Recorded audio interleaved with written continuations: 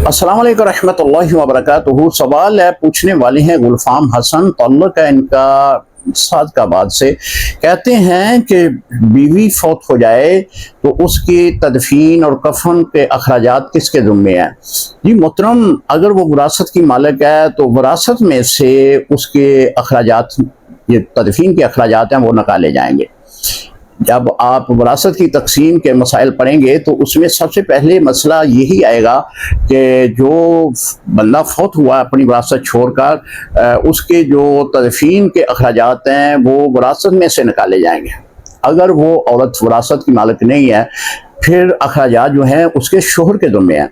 शोहर जो है वो अखराजात उसके अदा करेगा।